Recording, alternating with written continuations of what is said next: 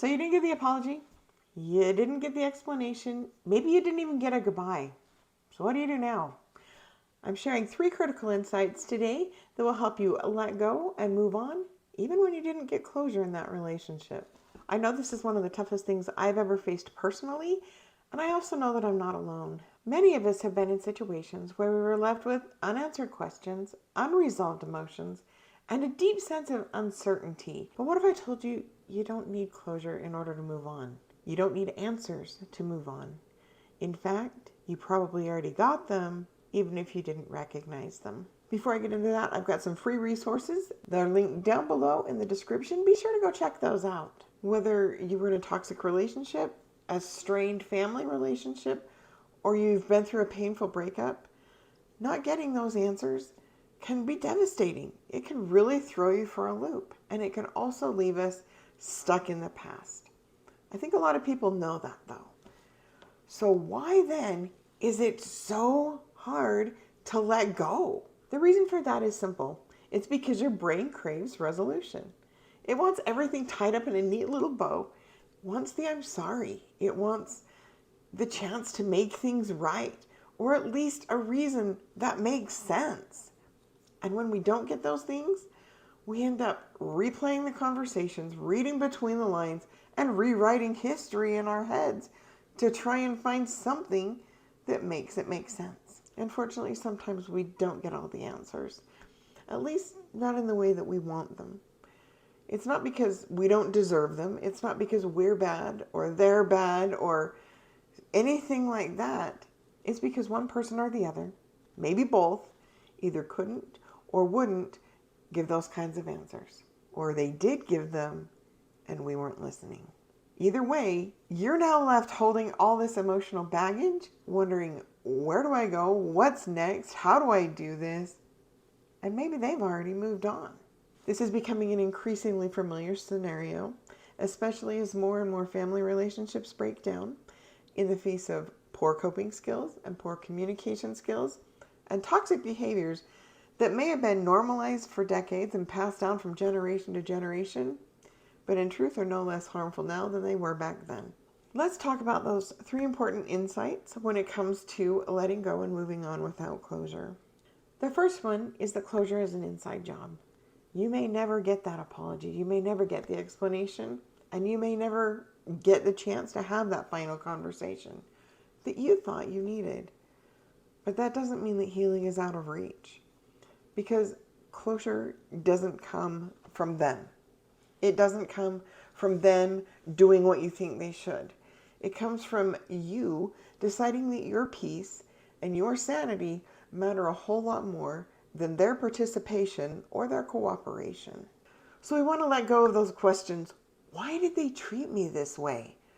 You're either not going to get an answer, you're not going to get a straight answer, or you're not going to get an answer that you want to hear. I will tell you though, that the answers to those questions are almost always far more about them than they are about you, and that is true even if they try to make you believe that it was about you. The questions that we want to ask instead are, why did I stay? What did I learn? And how did I contribute to this breakdown?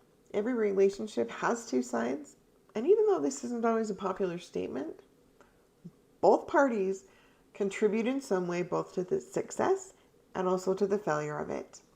This is true even when one person is causing most of the problems, or if that relationship was doomed to fail even before it started. That's where those questions of introspection become very important. Why did I stay? What did I learn? How did I contribute? Those are the kind of questions that give us the most clarity, and they also help us not repeat the same mistakes again or to get into the same types of dysfunctional relationships again. The second big insight I want to share with you is that unanswered questions don't have to keep you stuck. Yes, your brain is going to try and make sense of what happened, and it will often do so in a loop. But freedom doesn't come from trying to solve a mystery. It comes from accepting that some people are going to leave loose ends. They're going to do it because they're not capable of tying them up, and they may never have been capable in the first place. So you can stop chasing clarity from someone who can't give it or won't give it no matter how much you try. Let's go back to that introspection piece again, because there is something else I want you to know. Chances are great that there are far less truly unanswered questions than you might think. The answers just didn't come in a way that you recognized or you thought they would come. But their silence was closure. Their lack of apology was closure. Their lack of support or concern for you, for your family, for your kids, it was closure. All of those things are red flag clues that the relationship was very unhealthy and very unbalanced all along, and they probably even weren't who they were pretending to be. In fact, their pretending was also closure. And it was also manipulation that was designed to hook you, get you to stay so they could keep using you and doing whatever they wanted and treating you however they were treating you and still get away with it. Those are hard things to face, but they are an important part of moving forward. We also need to look at the pieces that might have been coming from us. The minimized or disregarded crucial conversations, that was their closure. The name-calling, belittling, accusations, playing the wounded victim, flying off the handle, that was their closure. The realization things were never going to change as long as they stayed was their closure. And the lack of apology, or even the lack of awareness of how significant the problem was for them, was their closure. Those are the kind of reasons that people leave. And they're the kind of reasons that people leave without saying goodbye. They didn't do it to punish you. They just knew it wouldn't do any good, and it would only make things more painful and more difficult. Contrary to common belief, they probably weren't angry when they left either. They were just done. And they knew that they had to leave in order to save themselves. So that's what they did. Crucial insight number 3 that I want to share with you is that letting go doesn't mean forgetting. It means reclaiming your power. Letting go doesn't mean you don't care. It doesn't mean they won. It doesn't mean whatever happened was okay. It simply means it is what it is. It was what it was. And you're choosing to let go and move forward. What it's really about is honoring the truth of what happened and choosing not to let it define you or your future. It's about choosing to move forward, regardless of what they do or don't do. It's about you stepping forward and saying, this hurt me, this hurt a lot, it wasn't okay, but this doesn't get to define me and it doesn't get to hold me anymore. And that, my friend, is one of the most courageous forms of self-respect. If I could go back and tell my younger self a few things, it would be this. You're allowed to say no. You're allowed to not participate in the dysfunction. You're allowed to step away. You're allowed to heal, and you don't need their permission to do it.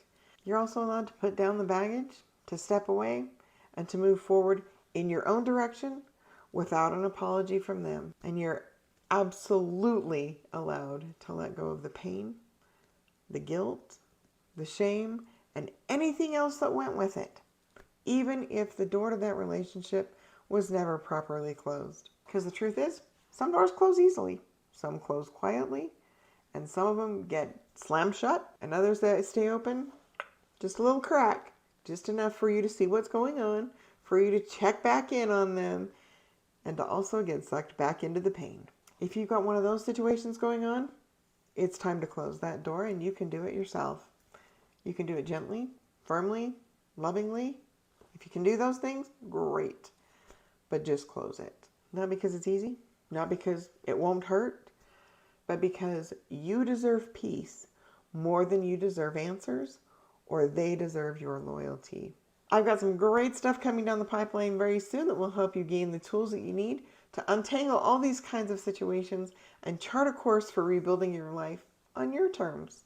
In the meantime, check out those resources down below in the description. And if you need more clarity on why these kind of relationships are never going to work, no matter what you do, check out that video over there. And remember that you are not alone. You don't have to do this alone. And that peace you've been craving is right around the corner. I promise you it is. That's all for now. I'll see you next time. Bye.